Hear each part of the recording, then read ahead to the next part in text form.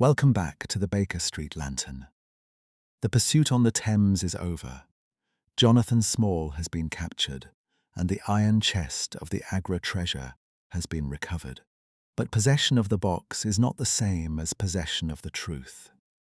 And the final answers lie in what the prisoner has done, and what was done to him. The treasure chest is heavy enough to contain a fortune, yet Jonathan Small watches it with sorrow rather than hope. He claims he did not kill Bartholomew Sholto, though he admits entering the house and carrying away the jewels. He speaks of a promise made by 4 men, a betrayal by officers who swore to help them, and years spent waiting for justice to become revenge. Before Holmes can close the case, the chest must be opened. Mary Morstan must learn whether she is an heiress, and Small must explain how an Englishman with a wooden leg came to share his fate with an islander from the Andamans. The final mystery is no longer only who took the treasure. It is who first claimed it, who stole it, and why every hand that touched it seemed to inherit its curse. As our launch steamed back toward London, the captured man sat opposite the iron box for which he had sacrificed half a lifetime. Our captive sat in the cabin, opposite to the iron box which he had done so much and waited so long to gain. He was a sunburned, reckless-eyed fellow with a network of lines and wrinkles all over his mahogany features, which told of a hard, open-air life. There was a singular prominence about his bearded chin, which marked a man who was not to be easily turned from his purpose. His age may have been 50 or thereabouts, for his black, curly hair was thickly shot with grey. His face in repose was not an unpleasing one, though his heavy brows and aggressive chin gave him, as I had lately seen, a terrible expression when moved to anger. He sat now with his handcuffed hands upon his lap and his head sunk upon his breast, while he looked with his keen, twinkling eyes at the box which had been the cause of his ill-doings. It seemed to me that there was more sorrow than anger in his rigid and contained countenance. Once he looked up at me with a gleam of something like humour in his eyes.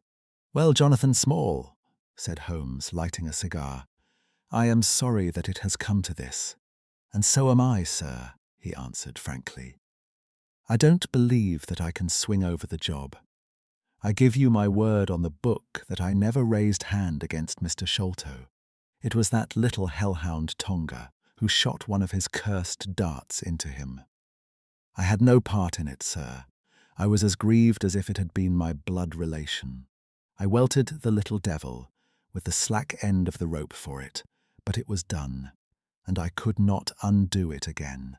"Have a cigar," said Holmes, "and you had best take a pull out of my flask, for you are very wet. How could you expect so small and weak a man as this black fellow to overpower Mr. Sholto, and hold him while you were climbing the rope? You seem to know as much about it as if you were there, sir. The truth is that I hoped to find the room clear. I knew the habits of the house pretty well, and it was the time when Mr. Sholto usually went down to his supper. I shall make no secret of the business. The best defence that I can make is just the simple truth.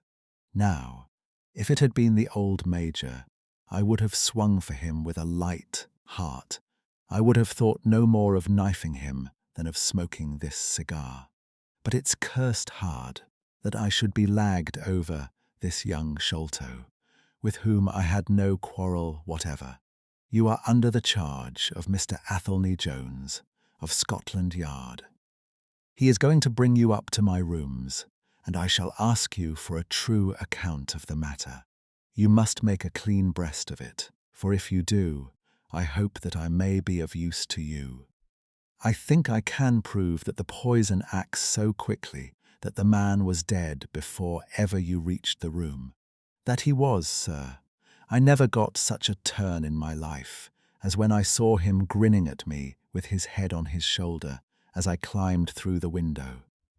It fairly shook me, sir. I'd have half killed Tongor for it if he had not scrambled off. That was how he came to leave his club, and some of his darts too, as he tells me, which I dare say helped to put you on our track. Though how you kept on it is more than I can tell. I don't feel no malice against you for it. But it does seem a queer thing, he added with a bitter smile, that I, who have a fair claim to nigh upon 500,000 of money, should spend the first half of my life building a breakwater in the Andamans, and am like to spend the other half digging drains at Dartmoor. It was an evil day for me when first I clapped eyes upon the merchant Achmet, and had to do with the Agra treasure, which never brought anything but a curse yet, upon the man who owned it. To him it brought murder, to Major Sholto it brought fear and guilt. To me it has meant slavery for life. At this moment Athelney Jones thrust his broad face and heavy shoulders into the tiny cabin. "Quite a family party," he remarked. "I think I shall have a pull at that flask, Holmes. Well, I think we may all congratulate each other. Pity we didn't take the other alive. But there was no choice. I say, Holmes, you must confess that you cut it rather fine. It was all we could do to overhaul her." "All is well that ends well," said Holmes. "But I certainly did not know that the Aurora was such a clipper. Smith says she is one of the fastest launches on the river, and that if he had had another man to help him with the engines, we should never have caught her. He swears he knew nothing of this Norwood business." "Neither he did," cried our prisoner. "Not a word. I chose his launch because I heard that she was a flyer. We told him nothing, but we paid him well, and he was to get something handsome if we reached our vessel, the Esmeralda, at Gravesend, outward bound for the Brazils. Well, if he has done no wrong, we shall see that no wrong comes to him. If we are pretty quick in catching our men, we are not so quick in condemning them." It was amusing to notice how the consequential Jones was already beginning to give himself airs on the strength of the capture. From the slight smile which played over Sherlock Holmes's face, I could see that the speech had not been lost upon him. "We will be at Vauxhall Bridge presently," said Jones, "and shall land you, Dr. Watson, with the treasure box. I need hardly tell you that I am taking a very grave responsibility upon myself in doing this. It is most irregular, but of course an agreement is an agreement. I must, however, as a matter of duty, send an inspector with you, since you have so valuable a charge. You will drive, no doubt." "Yes, I shall drive." "It is a pity there is no key, that we may make an inventory first. You will have to break it open." "Where is the key, my man?" "At the bottom of the river," said Small shortly. "Hum! There was no use your giving this unnecessary trouble. We have had work enough already through you. However, Doctor, I need not warn you to be careful. Bring the box back with you to the Baker Street rooms. You will find us there on our way to the station." They landed me at Vauxhall with my heavy iron box and with a bluff, genial inspector as my companion.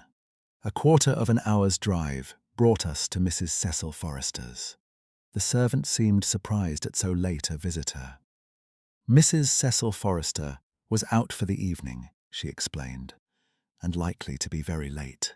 Miss Morstan, however, was in the drawing-room. So to the drawing-room I went, box in hand, leaving the obliging inspector in the cab.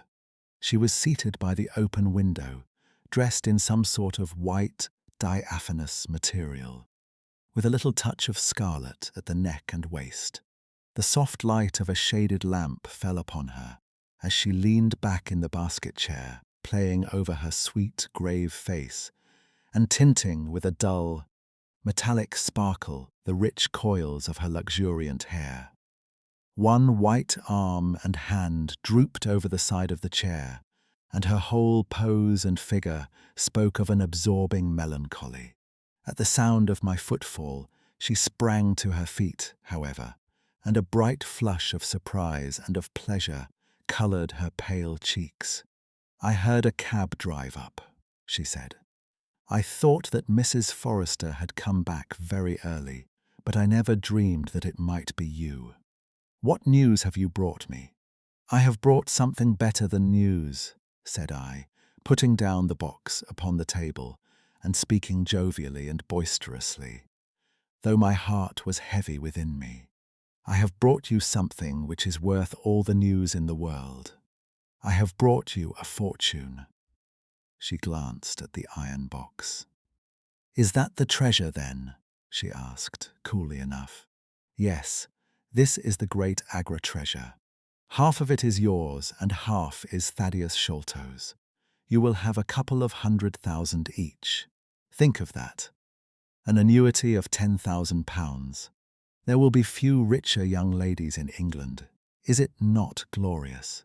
I think that I must have been rather overacting my delight, and that she detected a hollow ring in my congratulations, for I saw her eyebrows rise a little, and she glanced at me curiously. "If I have it," said she, "I owe it to you." "No, no," I answered. "Not to me, but to my friend Sherlock Holmes. With all the will in the world, I could never have followed up a clue which has taxed even his analytical genius. As it was, we very nearly lost it at the last moment." "Pray sit down and tell me all about it, Dr. Watson," said she. I narrated briefly what had occurred since I had seen her last.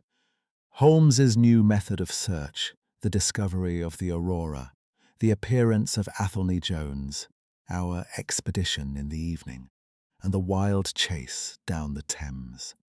She listened with parted lips and shining eyes to my recital of our adventures. When I spoke of the dart which had so narrowly missed us, she turned so white that I feared that she was about to faint. "It is nothing," she said, as I hastened to pour her out some water. "I am all right again. It was a shock to me to hear that I had placed my friends in such horrible peril."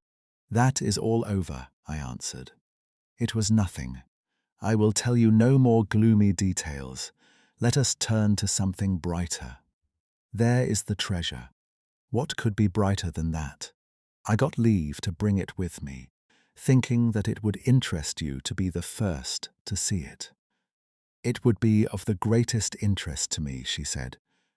There was no eagerness in her voice, however.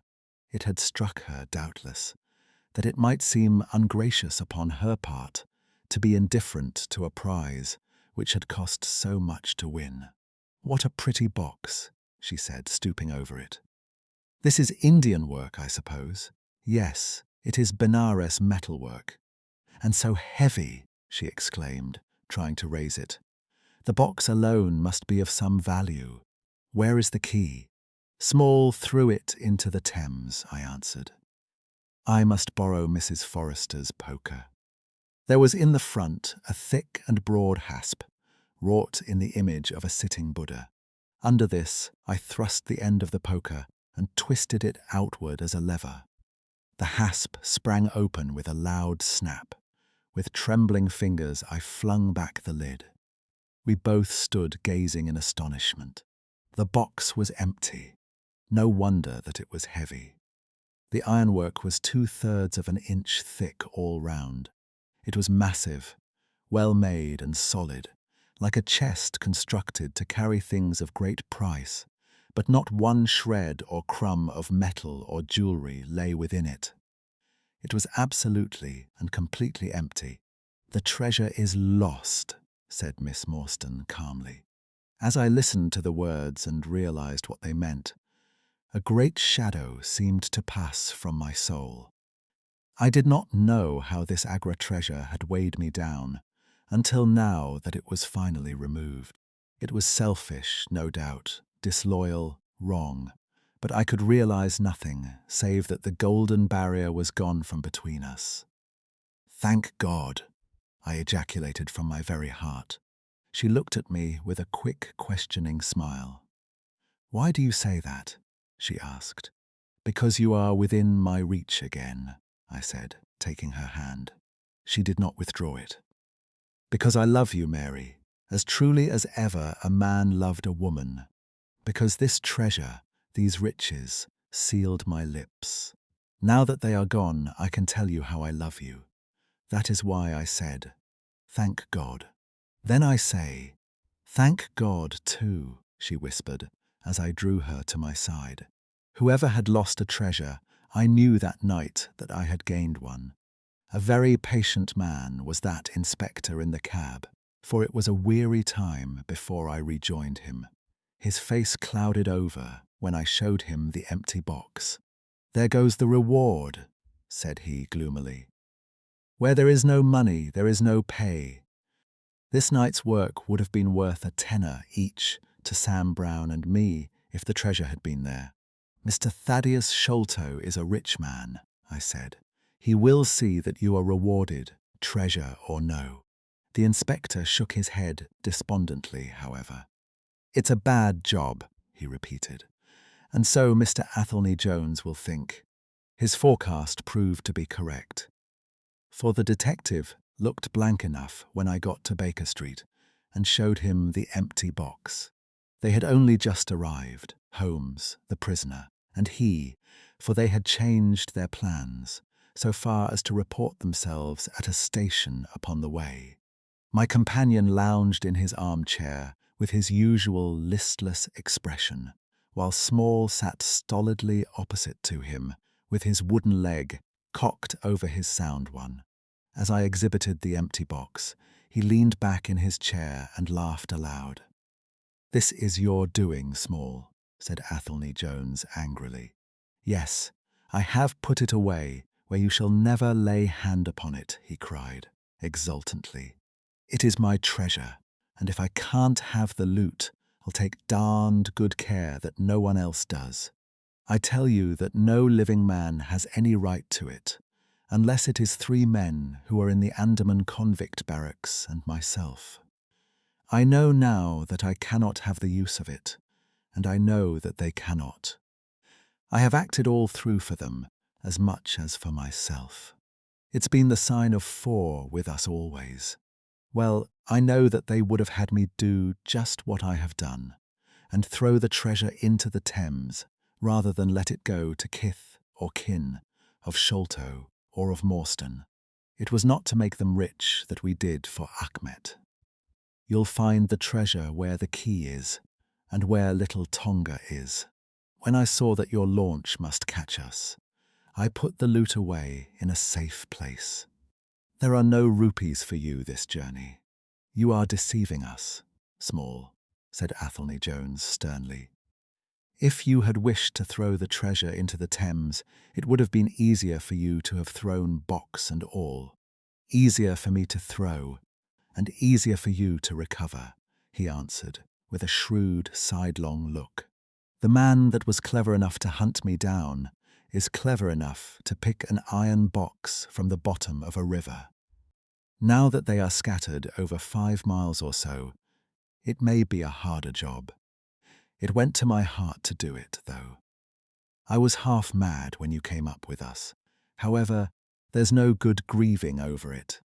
I've had ups in my life, and I've had downs, but I've learned not to cry over spilled milk. This is a very serious matter, Small," said the detective. "If you had helped justice, instead of thwarting it in this way, you would have had a better chance at your trial." "Justice," snarled the ex-convict. "A pretty justice. Whose loot is this, if it is not ours? Where is the justice that I should give it up to those who have never earned it? Look how I have earned it. 20 long years in that fever-ridden swamp, all day at work under the mangrove tree, all night chained up in the filthy convict huts, bitten by mosquitoes, racked with ague, bullied by every cursed black-faced policeman who loved to take it out of a white man. That was how I earned the Agra treasure. And you talk to me of justice, because I cannot bear to feel that I have paid this price only that another may enjoy it. I would rather swing a score of times, or have one of Tonga's darts in my hide, than live in a convict's cell and feel that another man is at his ease in a palace with the money that should be mine. Small had dropped his mask of stoicism, and all this came out in a wild whirl of words, while his eyes blazed, and the handcuffs clanked together with the impassioned movement of his hands. I could understand, as I saw the fury and the passion of the man, that it was no groundless or unnatural terror which had possessed Major Sholto when he first learned that the injured convict was upon his track. "You forget that we know nothing of all this," said Holmes quietly. "We have not heard your story, and we cannot tell how far justice may originally have been on your side. Well, sir, you have been very fair-spoken to me, though I can see that I have you to thank that I have these bracelets upon my wrists. Still, I bear no grudge for that. It is all fair and above board. If you want to hear my story, I have no wish to hold it back. What I say to you is God's truth, every word of it. Thank you. You can put the glass beside me here, and I'll put my lips to it if I am dry. I am a Worcestershire man myself, born near Peshawar. I dare say you would find a heap of Smalls living there now if you were to look. I have often thought of taking a look round there, but the truth is that I was never much of a credit to the family, and I doubt if they would be so very glad to see me. They were all steady, chapel-going folk, small farmers, well known and respected over the countryside, while I was always a bit of a rover. At last, however, when I was about 18, I gave them no more trouble, for I got into a mess over a girl, and could only get out of it again by taking the Queen's shilling and joining the 3rd Buffs, which was just starting for India. I wasn't destined to do much soldiering, however. I had just got past the goose step, and learned to handle my musket when I was fool enough to go swimming in the Ganges. Luckily for me, my company sergeant, John Holder, was in the water at the same time, and he was one of the finest swimmers in the service. A crocodile took me, just as I was halfway across, and nipped off my right leg as clean as a surgeon could have done it, just above the knee. What, with the shock and the loss of blood, I fainted and should have drowned if Holder had not caught hold of me and paddled for the bank. I was 5 months in hospital over it, and when at last I was able to limp out of it with this timber toe strapped to my stump, I found myself invalided out of the army and unfitted for any active occupation. I was, as you can imagine, pretty down on my luck at this time, for I was a useless cripple, though not yet in my 20th year. However, my misfortune soon proved to be a blessing in disguise.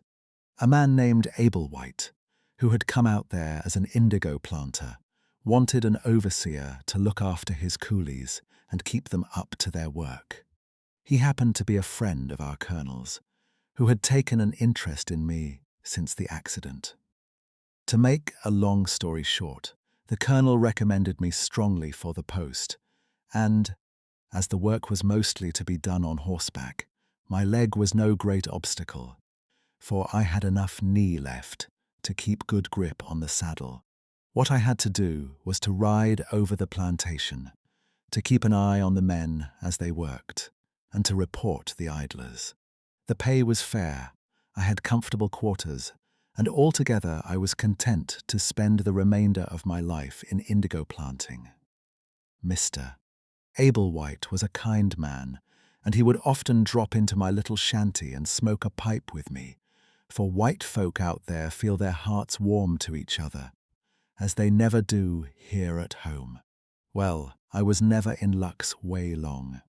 Suddenly, Without a note of warning, the Great Mutiny broke upon us. 1 month India lay as still and peaceful, to all appearance as Surrey or Kent. The next, there were 200,000 black devils let loose, and the country was a perfect hell. Of course you know all about it, gentlemen. A deal more than I do, very like, since reading is not in my line. I only know what I saw with my own eyes.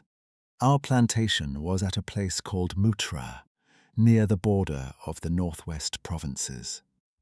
Night after night, the whole sky was alight with the burning bungalows, and day after day we had small companies of Europeans passing through our estate with their wives and children, on their way to Agra, where were the nearest troops. Mr. Ablewhite was an obstinate man. He had it in his head that the affair had been exaggerated, and that it would blow over as suddenly as it had sprung up. There he sat on his veranda, drinking whiskey pegs and smoking cheroots, while the country was in a blaze about him. Of course we stuck by him. I and Dawson, who with his wife used to do the bookwork and the managing. Well, one fine day the crash came. I had been away on a distant plantation, and was riding slowly home in the evening, when my eye fell upon something all huddled together at the bottom of a steep nullah. I rode down to see what it was, and the cold struck through my heart when I found it was Dawson's wife, all cut into ribbons, and half eaten by jackals and native dogs. A little further up the road, Dawson himself was lying on his face, quite dead, with an empty revolver in his hand and 4 sepoys lying across each other in front of him. I reined up my horse, wondering which way I should turn. But at that moment I saw thick smoke curling up from Ablewhite's bungalow, and the flames beginning to burst through the roof. I knew then that I could do my employer no good, but would only throw my own life away if I meddled in the matter. From where I stood, I could see hundreds of the black fiends, with their red coats still on their backs, dancing and howling round the burning house. Some of them pointed at me, and a couple of bullets sang past my head. So I broke away across the paddy fields and found myself late at night safe within the walls at Agra. As it proved, however, there was no great safety there either. The whole country was up like a swarm of bees. Wherever the English could collect in little bands they held just the ground that their guns commanded. Everywhere else they were helpless fugitives. It was a fight of the millions against the hundreds, and the cruelest part of it was that these men that we fought against, foot, horse, and gunners, were our own picked troops, whom we had taught and trained, handling our own weapons and blowing our own bugle calls.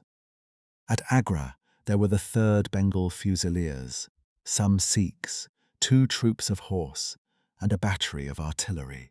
A volunteer corps of clerks and merchants had been formed, and this I joined, wooden leg and all. We went out to meet the rebels at Shahgunj early in July, and we beat them back for a time. But our powder gave out, and we had to fall back upon the city. Nothing but the worst news came to us from every side, which is not to be wondered at, for if you look at the map, you will see that we were right in the heart of it. Lucknow is rather better than 100 miles to the east, and Cawnpore about as far to the south. From every point on the compass, there was nothing but torture and murder and outrage. The city of Agra is a great place, swarming with fanatics and fierce devil worshippers of all sorts. Our handful of men were lost among the narrow, winding streets. Our leader moved across the river, therefore, and took up his position in the old fort at Agra. I don't know if any of you gentlemen have ever read or heard anything of that old fort. It is a very queer place, the queerest that ever I was in, and I have been in some rum corners too. First of all, it is enormous in size. I should think that the enclosure must be acres and acres. There is a modern part, which took all our garrison, women, children, stores, and everything else, with plenty of room over. But the modern part is nothing like the size of the old quarter, where nobody goes, and which is given over to the scorpions and the centipedes. It is all full of great deserted halls, and winding passages, and long corridors twisting in and out, so that it is easy enough for folk to get lost in it. For this reason it was seldom that anyone went into it, though now and again a party with torches might go exploring. The river washes along the front of the old fort, and so protects it. But on the sides and behind there are many doors, and these had to be guarded, of course, in the old quarter, as well as in that which was actually held by our troops. We were short-handed, with hardly men enough to man the angles of the building and to serve the guns. It was impossible for us, therefore, to station a strong guard at every one of the innumerable gates. What we did was to organize a central guardhouse in the middle of the fort, and to leave each gate under the charge of one white man and 2 or 3 natives. I was selected to take charge during certain hours of the night of a small isolated door upon the southwest side of the building. 2 Sikh troopers were placed under my command, and I was instructed, if anything went wrong, to fire my musket, when I might rely upon help coming at once from the central guard. As the guard was a good 200 paces away, however, and as the space between was cut up into a labyrinth of passages and corridors, I had great doubts as to whether they could arrive in time to be of any use in case of an actual attack. Well, I was pretty proud at having this small command given me, since I was a raw recruit, and a game-legged one at that. For 2 nights I kept the watch with my Punjabis. They were tall, fierce-looking chaps, Muhammad Singh and Abdullah Khan by name, both old fighting men who had borne arms against us at Chilianwala. They could talk English pretty well, but I could get little out of them. They preferred to stand together and jabber all night in their queer Sikh lingo. For myself, I used to stand outside the gateway, looking down on the broad, winding river and on the twinkling lights of the great city, the beating of drums, the rattle of tom-toms, and the yells and howls of the rebels, drunk with opium and with bang, were enough to remind us all night of our dangerous neighbours across the stream. Every 2 hours, the officer of the night used to come round to all the posts to make sure that all was well. The 3rd night of my watch was dark and dirty, with a small, driving rain. It was dreary work standing in the gateway, hour after hour in such weather. I tried again and again to make my Sikhs talk, but without much success.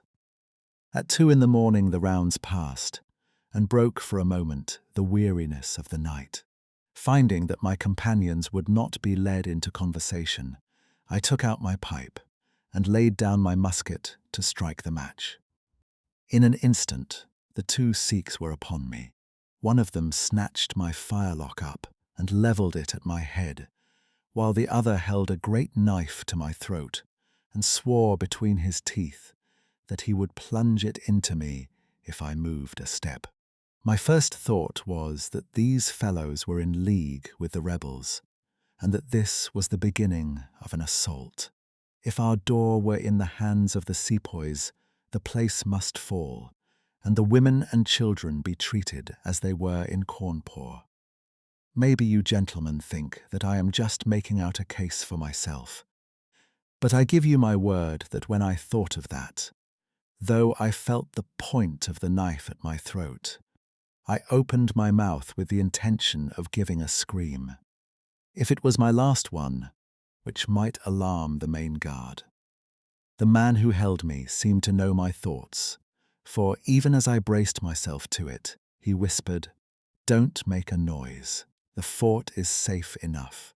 There are no rebel dogs on this side of the river." There was the ring of truth in what he said, and I knew that if I raised my voice, I was a dead man. I could read it in the fellow's brown eyes. I waited, therefore, in silence, to see what it was that they wanted from me. "Listen to me, Sahib," said the taller and fiercer of the pair, the one whom they called Abdullah Khan. "You must either be with us now, or you must be silenced forever. The thing is too great a one for us to hesitate. Either you are heart and soul with us, on your oath, on the cross of the Christians, or your body this night shall be thrown into the ditch, and we shall pass over to our brothers in the rebel army. There is no middle way. Which is it to be, death or life? We can only give you 3 minutes to decide, for the time is passing, and all must be done before the rounds come again." "How can I decide?" said I. "You have not told me what you want of me.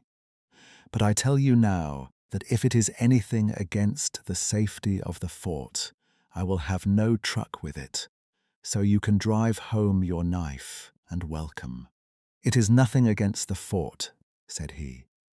"We only ask you to do that which your countrymen come to this land for. We ask you to be rich. If you will be one of us this night, we will swear to you upon the naked knife, and by the threefold oath which no Sikh was ever known to break, that you shall have your fair share of the loot. A quarter of the treasure shall be yours. We can say no fairer. But what is the treasure then?" I asked. "I am as ready to be rich as you can be, if you will but show me how it can be done." "You will swear then," said he, "by the bones of your father, by the honor of your mother, by the cross of your faith, to raise no hand and speak no word against us, either now or afterwards." "I will swear it," I answered, "provided that the fort is not endangered. Then my comrade and I will swear that you shall have a quarter of the treasure, which shall be equally divided among the 4 of us." "There are but 3, said I. "No, Dost Akbar must have his share. We can tell the tale to you while we await them. Do you stand at the gate, Muhammad Singh, and give notice of their coming. The thing stands thus, Sahib, and I tell it to you, because I know that an oath is binding upon a Feringhi, and that we may trust you. Had you been a lying Hindu, though you had sworn by all the gods in their false temples, your blood would have been upon the knife, and your body in the water. But the Sikh knows the Englishman, and the Englishman knows the Sikh. Hearken, then, to what I have to say. There is a Raja in the northern provinces who has much wealth. Though his lands are small, much has come to him from his father, and more still he has set by himself. For he is of a low nature and hoards his gold rather than spend it. When the troubles broke out, he would be friends both with the lion and the tiger, with the sepoy and with the company's Raj. Soon, however, it seemed to him that the white men's day was come, for through all the land he could hear of nothing but of their death and their overthrow. Yet, being a careful man, he made such plans that, come what might, half at least of his treasure should be left to him. That which was in gold and silver he kept by him in the vaults of his palace, but the most precious stones and the choicest pearls that he had he put in an iron box, and sent it by a trusty servant who, under the guise of a merchant, should take it to the fort at Agra, there to lie until the land is at peace. Thus, if the rebels won, he would have his money, but if the company conquered, his jewels would be saved to him. Having thus divided his hoard, he threw himself into the cause of the sepoys, since they were strong upon his borders. By doing this, Mark you, Sahib. His property becomes the due of those who have been true to their salt. This pretended merchant, who travels under the name of Achmet, is now in the city of Agra and desires to gain his way into the fort. He has with him as travelling companion my foster brother, Dost Akbar, who knows his secret. Dost Akbar has promised this night to lead him to a side postern of the fort, and has chosen this one for his purpose. Here he will come presently, and here he will find Muhammad Singh and myself awaiting him. The place is lonely, and none shall know of his coming. The world shall know of the merchant Achmet no more, but the great treasure of the Raja shall be divided among us. What say you to it, Sahib? In Worcestershire, the life of a man seems a great and a sacred thing. But it is very different when there is fire and blood all round you, and you have been used to meeting death at every turn. Whether Achmet the merchant lived or died was a thing as light as air to me. But at the talk about the treasure, my heart turned to it, and I thought of what I might do in the old country with it, and how my folk would stare when they saw their ne'er-do-well coming back with his pockets full of gold moidores. I had, therefore, already made up my mind. Abdullah Khan, however, thinking that I hesitated, pressed the matter more closely. "Consider, Sahib," said he, "that if this man is taken by the commandant, he will be hung or shot, and his jewels taken by the government, so that no man will be a rupee the better for them. Now, since we do the taking of him, why should we not do the rest as well? The jewels will be as well with us as in the company's coffers.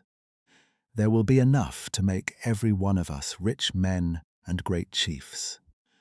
No one can know about the matter, for here we are cut off from all men. What could be better for the purpose? Say again then, Sahib, whether you are with us, or if we must look upon you as an enemy." "I am with you heart and soul," said I. "It is well," he answered, handing me back my firelock. "You see that we trust you, for your word, like ours, is not to be broken. We have now only to wait for my brother and the merchant." "Does your brother know, then, of what you will do?" I asked. "The plan is his. He has devised it. We will go to the gate and share the watch with Muhammad Singh." The rain was still falling steadily, for it was just the beginning of the wet season. Brown, heavy clouds were drifting across the sky, and it was hard to see more than a stone cast. A deep moat lay in front of our door, but the water was in places nearly dried up, and it could easily be crossed. It was strange to me to be standing there with those two wild Punjabis, waiting for the man who was coming to his death. Suddenly, my eye caught the glint of a shaded lantern at the other side of the moat. It vanished among the mound heaps, and then appeared again, coming slowly in our direction. "Here they are," I exclaimed. "You will challenge him, Sahib, as usual," whispered Abdullah. "Give him no cause for fear. Send us in with him, and we shall do the rest while you stay here on guard.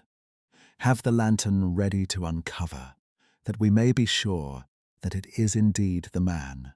The light had flickered onwards, now stopping and now advancing, until I could see two dark figures upon the other side of the moat. I let them scramble down the sloping bank, splash through the mire, and climb halfway up to the gate before I challenged them. "Who goes there?" said I, in a subdued voice. "Friends," came the answer. I uncovered my lantern and threw a flood of light upon them. The first was an enormous Sikh, with a black beard which swept nearly down to his cummerbund. Outside of a show, I have never seen so tall a man. The other was a little, fat, round fellow, with a great yellow turban and a bundle in his hand, done up in a shawl. He seemed to be all in a quiver with fear, for his hands twitched as if he had the ague, and his head kept turning to left and right, with two bright little twinkling eyes, like a mouse when he ventures out from his hole. It gave me the chills to think of killing him, but I thought of the treasure, and my heart set as hard as a flint within me. When he saw my white face, he gave a little chirrup of joy and came running up towards me. "Your protection, Sahib," he panted. "Your protection for the unhappy merchant Achmet. I have travelled across Rajputana that I might seek the shelter of the fort at Agra. I have been robbed and beaten and abused because I have been the friend of the company. It is a blessed night, this, when I am once more in safety, I and my poor possessions." "What have you in the bundle?" I asked. "An iron box," he answered, "which contains one or two little family matters which are of no value to others, but which I should be sorry to lose. Yet I am not a beggar, and I shall reward you, young Sahib, and your governor also, if he will give me the shelter I ask." I could not trust myself to speak longer with the man. The more I looked at his fat, frightened face, the harder did it seem that we should slay him in cold blood. It was best to get it over. "Take him to the main guard," said I. The two Sikhs closed in upon him on each side, and the giant walked behind, while they marched in through the dark gateway. Never was a man so compassed round with death. I remained at the gateway with the lantern. I could hear the measured tramp of their footsteps sounding through the lonely corridors. Suddenly it ceased, and I heard voices and a scuffle with the sound of blows. A moment later there came, to my horror, a rush of footsteps coming in my direction, with the loud breathing of a running man. I turned my lantern down the long, straight passage, and there was the fat man, running like the wind, with a smear of blood across his face, and close at his heels, bounding like a tiger, the great black-bearded Sikh, with a knife flashing in his hand. I have never seen a man run so fast as that little merchant. He was gaining on the Sikh, and I could see that if he once passed me and got to the open air, he would save himself yet. My heart softened to him, but again the thought of his treasure turned me hard and bitter. I cast my firelock between his legs as he raced past, and he rolled twice over like a shot rabbit. Ere he could stagger to his feet, the Sikh was upon him, and buried his knife twice in his side.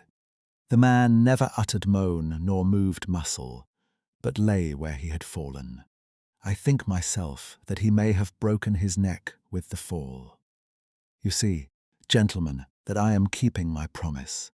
I am telling you every work of the business just exactly as it happened, whether it is in my favour or not. He stopped and held out his manacled hands for the whiskey and water which Holmes had brewed for him.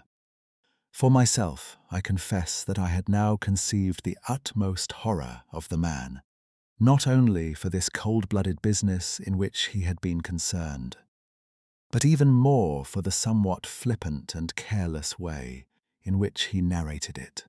Whatever punishment was in store for him, I felt that he might expect no sympathy from me. Sherlock Holmes and Jones sat with their hands upon their knees, deeply interested in the story, but with the same disgust written upon their faces. He may have observed it, for there was a touch of defiance in his voice and manner as he proceeded. "It was all very bad, no doubt," said he.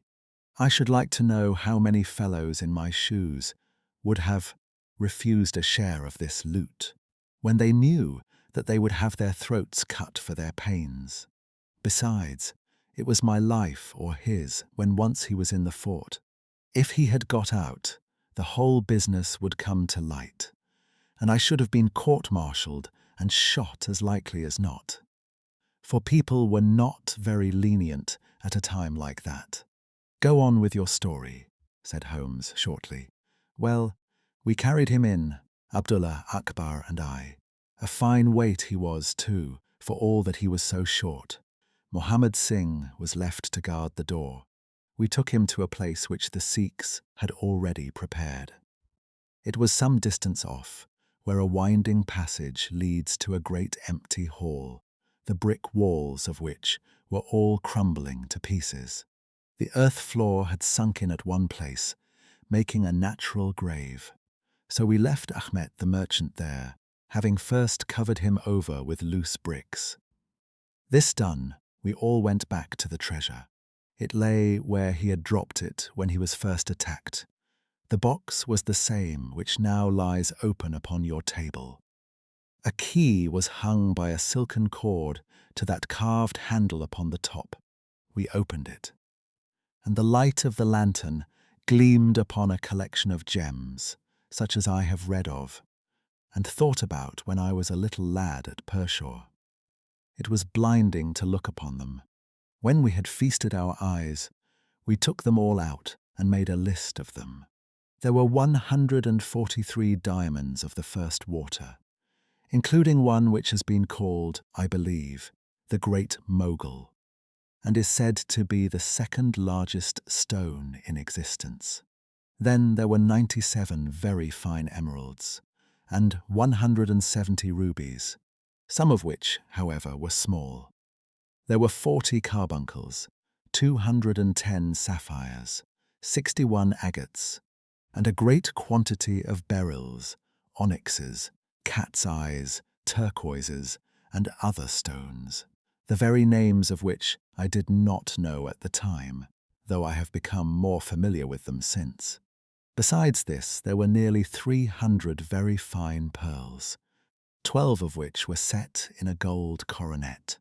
By the way, these last had been taken out of the chest and were not there when I recovered it. After we had counted our treasures, we put them back into the chest and carried them to the gateway to show them to Mohammed Singh. Then we solemnly renewed our oath to stand by each other and be true to our secret.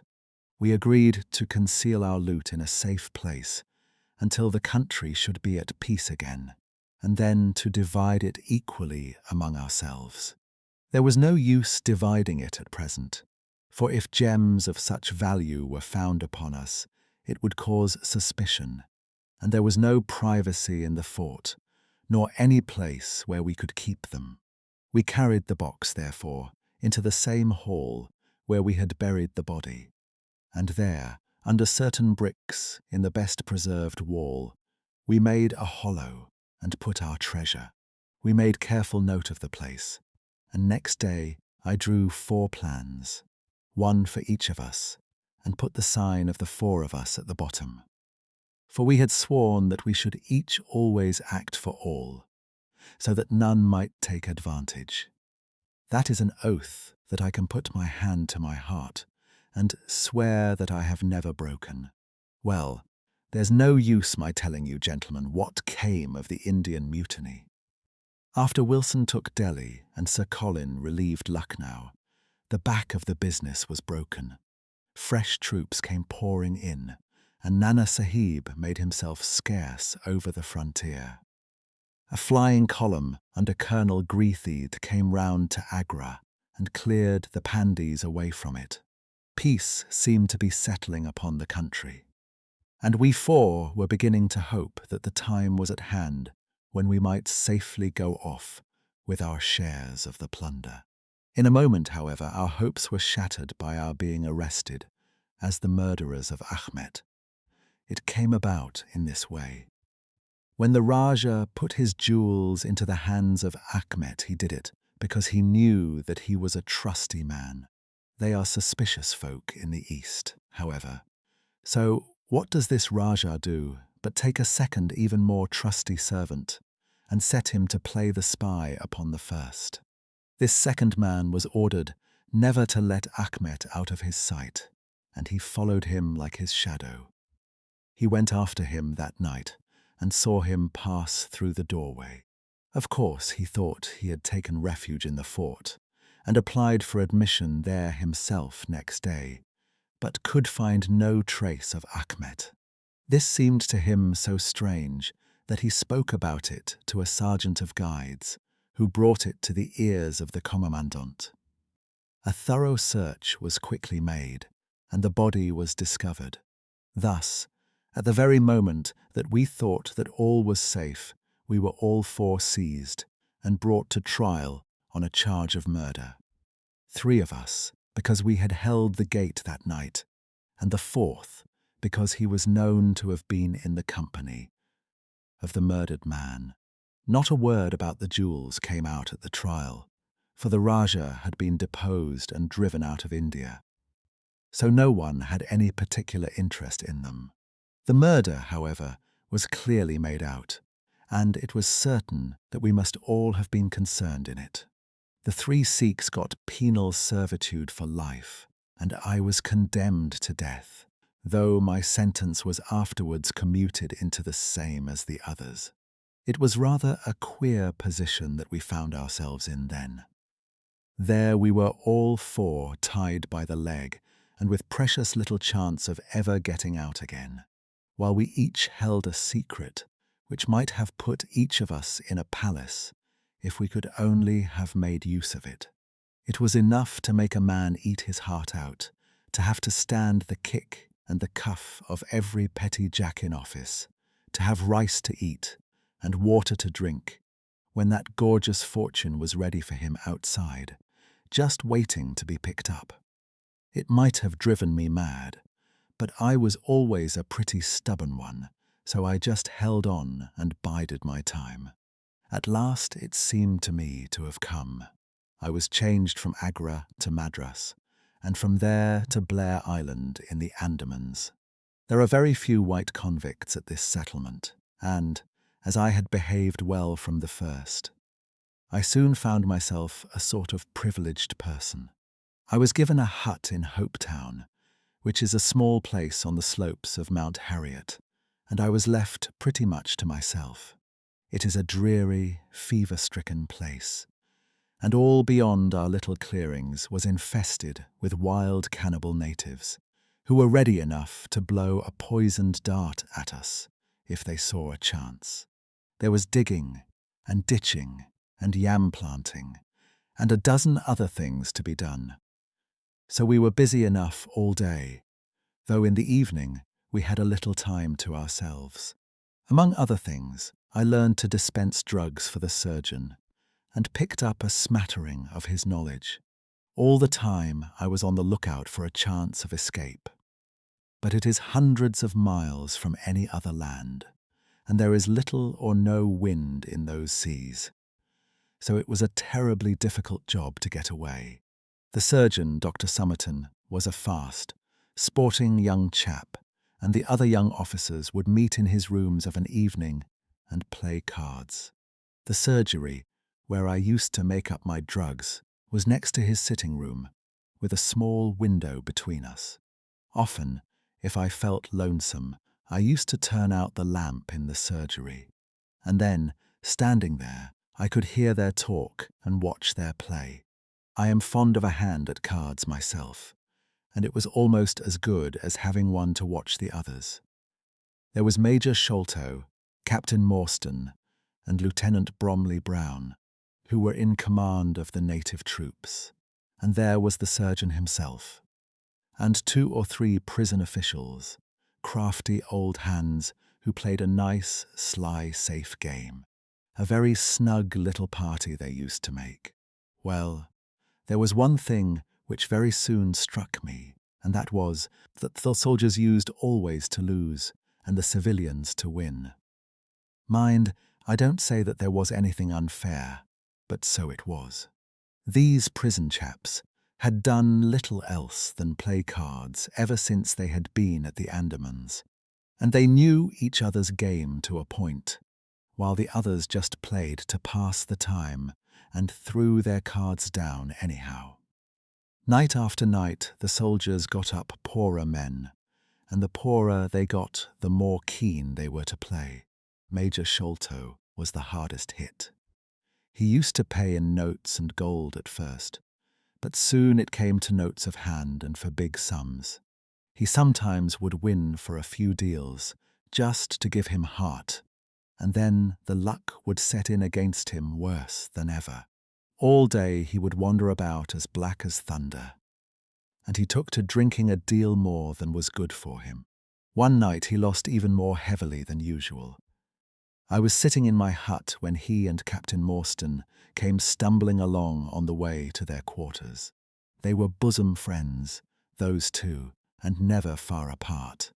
The Major was raving about his losses. "It's all up, Morstan," he was saying as they passed my hut. "I shall have to send in my papers. I am a ruined man." "Nonsense, old chap," said the other, slapping him upon the shoulder. "I've had a nasty facer myself, but—" That was all I could hear. But it was enough to set me thinking. A couple of days later, Major Sholto was strolling on the beach, so I took the chance of speaking to him. "I wish to have your advice, Major," said I. "Well, Small, what is it?" he asked, taking his cheroot from his lips. "I wanted to ask you, sir," said I, "who is the proper person to whom hidden treasure should be handed over? I know where $500,000 worth lies, and as I cannot use it myself, I thought perhaps the best thing that I could do would be to hand it over to the proper authorities, and then perhaps they would get my sentence shortened for me." "$500,000, Small?" he gasped, looking hard at me to see if I was in earnest. "Quite that, sir. In jewels and pearls. It lies there ready for anyone.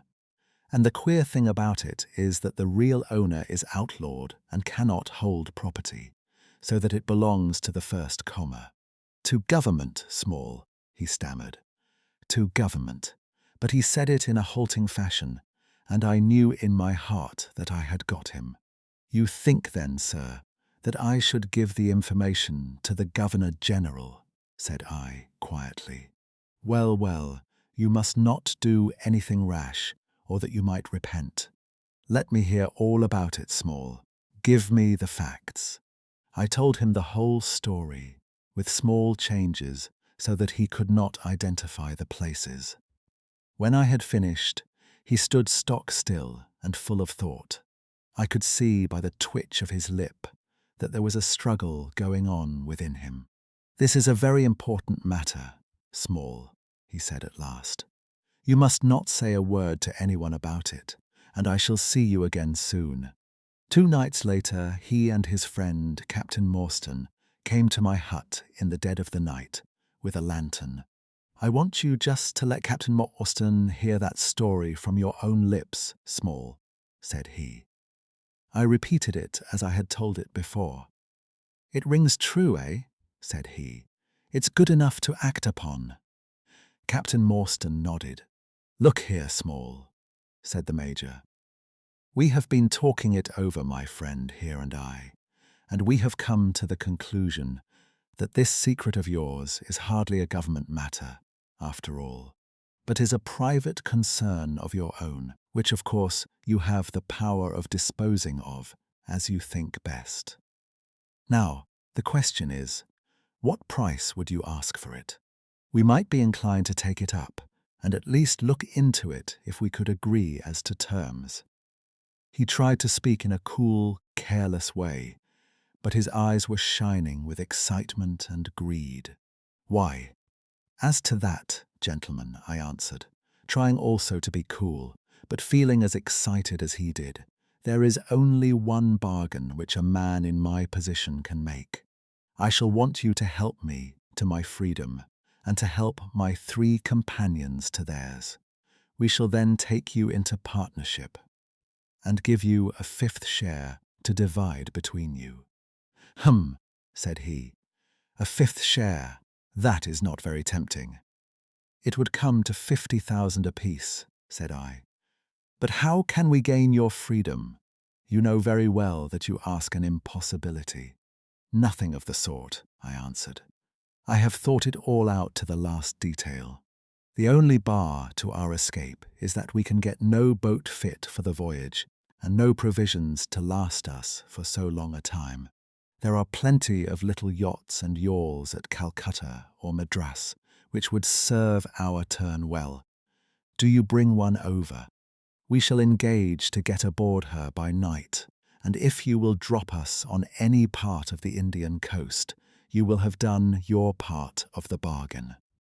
"If there were only one," he said. "Nen or all," I answered. "We have sworn it. The four of us must always act together." "You see, Morstan," said he, "Small is a man of his word. He does not flinch from his friend.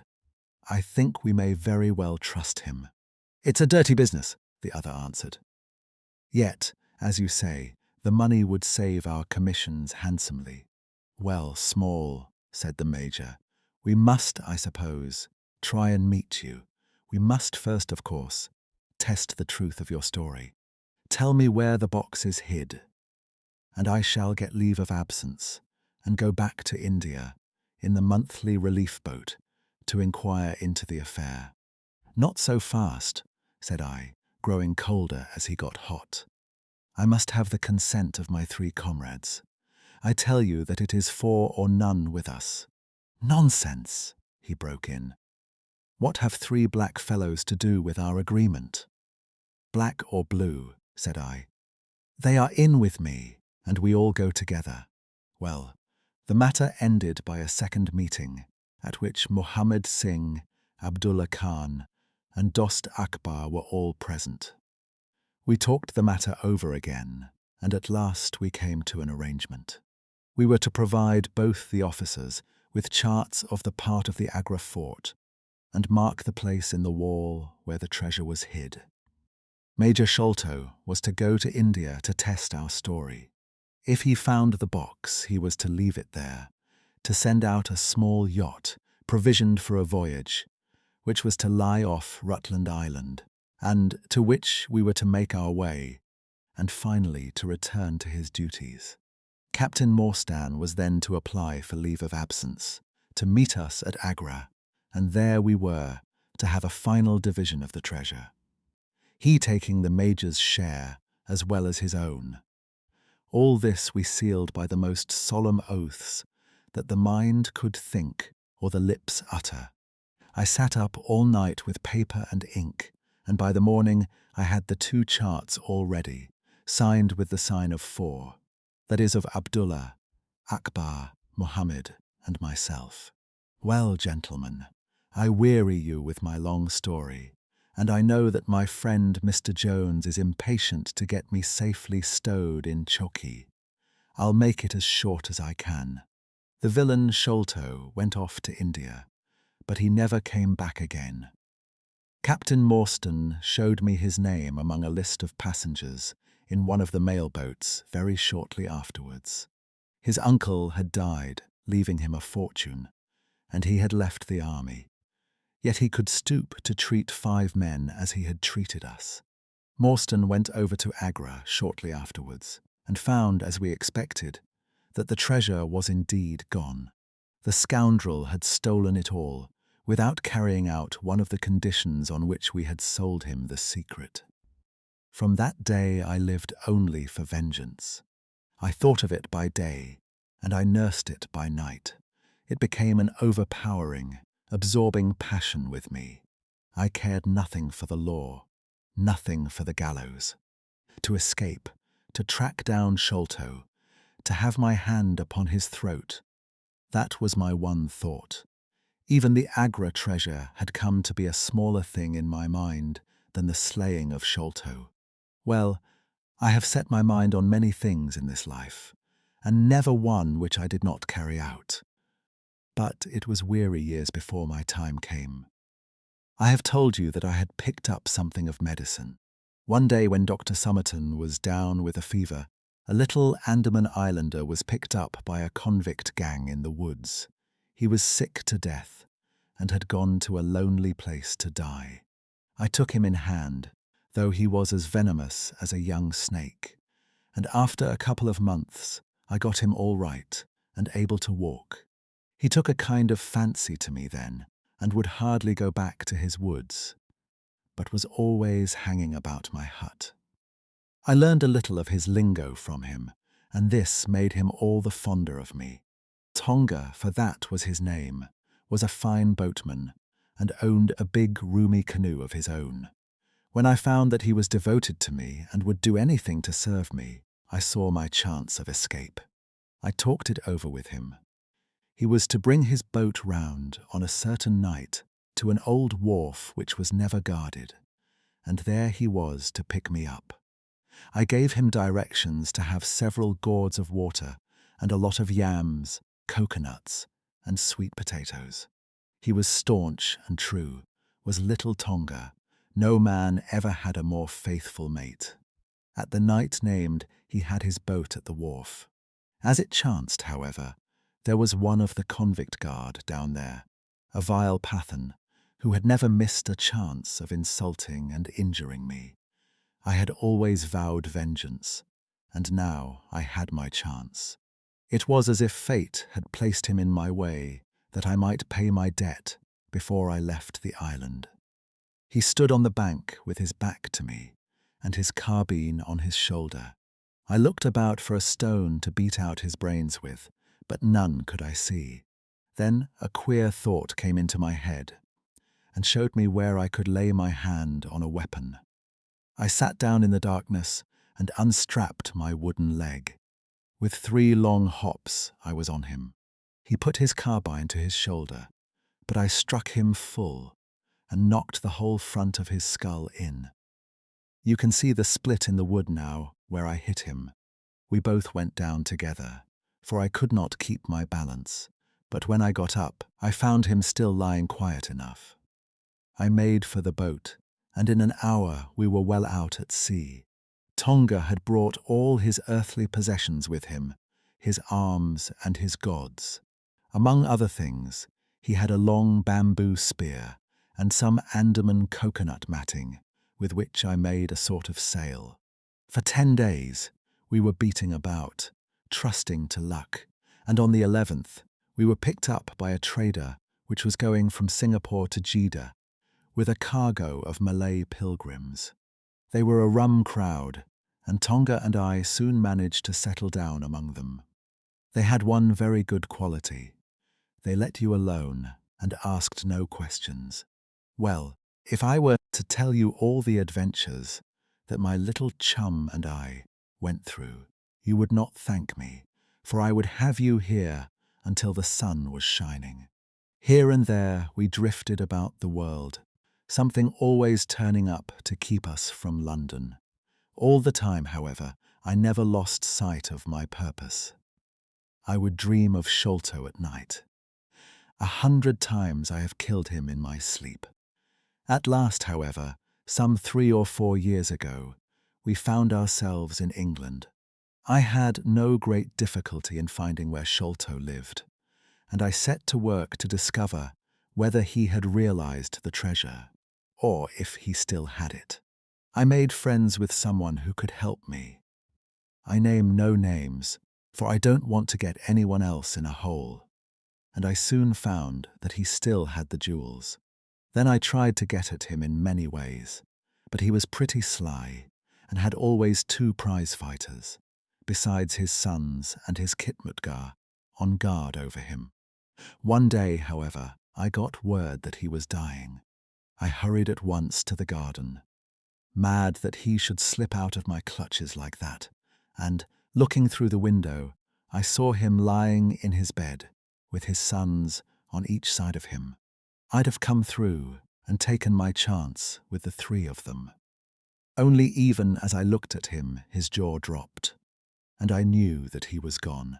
I got into his room that same night, though, and I searched his papers to see if there was any record of where he had hidden our jewels. There was not a line, however, so I came away, bitter and savage as a man could be. Before I left, I bethought me that if I ever met my Sikh friends again, it would be a satisfaction to know that I had left some mark of our hatred. So I scrawled down the sign of the 4 of us, as it had been on the chart, and I pinned it on his bosom. It was too much that he should be taken to the grave, without some token from the men whom he had robbed and befooled.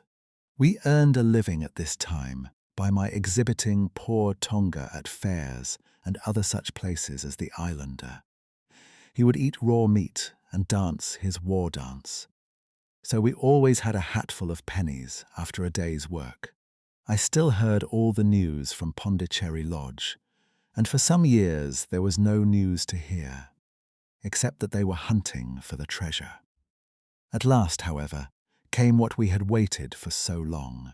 The treasure had been found. It was up at the top of the house, in Mr. Bartholomew Sholto's chemical laboratory. I came at once and had a look at the place, but I could not see how, with my wooden leg I was, to make my way up to it. I learned, however, about a trapdoor in the roof, and also about Mr. Sholto's supper hour. It seemed to me that I could manage the thing easily through Tonga. I brought him out with me, with a long rope wound round his waist. He could climb like a cat, and he soon made his way through the roof. But, as ill luck would have it, Bartholomew Sholto was still in the room, to his cost. Tonga thought he had done something very clever in killing him, for when I came up by the rope, I found him strutting about as proud as a peacock. Very much surprised was he, when I made at him with the rope's end and cursed him for a little bloodthirsty imp. I took the treasure box and let it down, and then slid down myself, having first left the sign of the 4 upon the table, to show that the jewels had come back at last, to those who had most right to them. Tonga then pulled up the rope, closed the window, and made off the way that he had come. I don't know that I have anything else to tell you. I had heard a waterman speak of the speed of Smith's launch, the Aurora, so I thought she would be a handy craft for our escape. I engaged with old Smith, and was to give him a big sum if he got us safe to our ship. He knew, no doubt, that there was some screw loose, but he was not in our secrets. All this is the truth, and if I tell it to you, gentlemen, it is not to amuse you, for you have not done me a very good turn. But it is because I believe the best defense I can make is just to hold back nothing, but let all the world know how badly I have myself been served by Major Sholto, and how innocent I am of the death of his son. A very remarkable account, said Sherlock Holmes. A fitting wind-up to an extremely interesting case. There is nothing at all new to me in the latter part of your narrative, except that you brought your own rope. That I did not know. By the way, I had hoped that Tonga had lost all his darts, yet he managed to shoot one at us in the boat. He had lost them all, sir, except the one which was in his blowpipe at the time. Ah, of course, said Holmes. I had not thought of that. Is there any other point which you would like to ask about? Asked the convict, affably. I think not, thank you, my companion answered.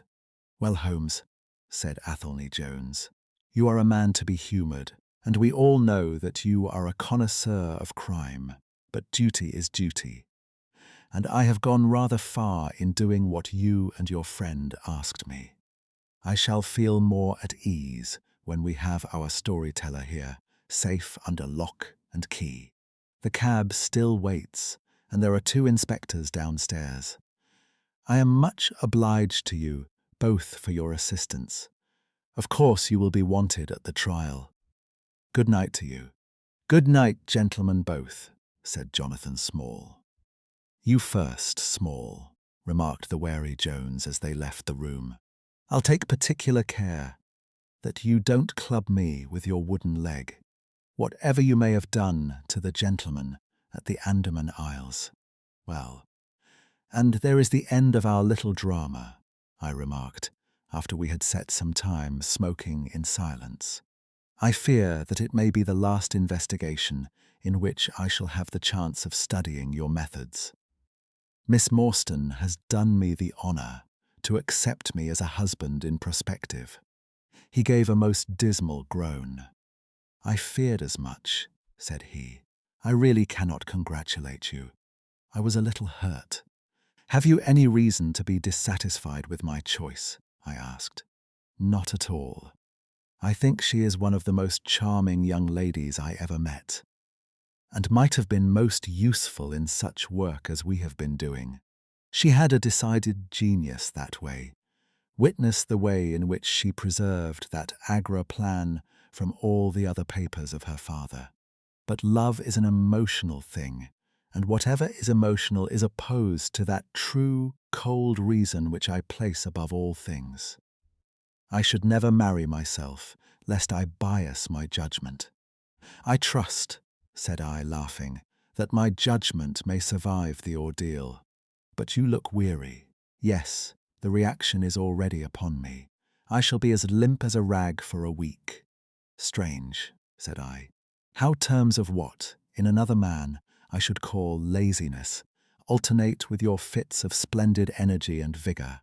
"Yes," he answered, "there are in me the makings of a very fine loafer, and also of a pretty spry sort of fellow. I often think of those lines of old Goethe: 'It is a pity that nature made only one man from you,' for there was material enough for both a worthy man and a rogue. By the way, apropos of this Norwood business, you see that they had, as I surmised, a confederate in the house, who could be none other than Lal Rao, the butler. So Jones actually has the undivided honour of having caught one fish in his great haul." "The division seems rather unfair," I remarked. "You have done all the work in this business. I get a wife out of it. Jones gets the credit. Pray, what remains for you?" "For me," said Sherlock Holmes, "there still remains the cocaine bottle." And he stretched his long white hand up for it.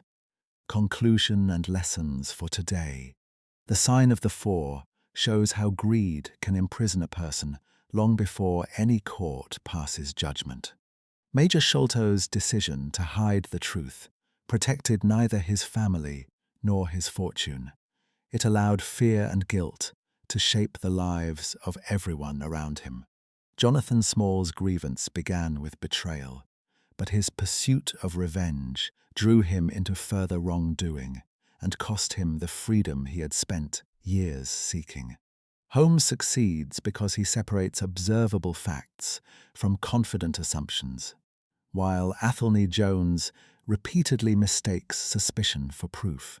Watson's conduct reminds us that courage is not only found in pursuit or confrontation, but also in loyalty, restraint, and care for another person. Mary Morstan's calm response to the lost fortune reveals that wealth is not the only measure of what has been gained or lost. The case ultimately draws a clear line between justice and revenge. One seeks truth and proportion, while the other can consume both the guilty and the wronged. Thank you for joining us at the Baker Street Lantern and following this investigation to its end. Subscribe to the channel for more illustrated mysteries, forgotten crimes, and extraordinary cases from the world of classic detective fiction. Until our next investigation, keep your eyes upon the smallest detail. For beneath the light of the lantern, even the deepest secret may finally be revealed.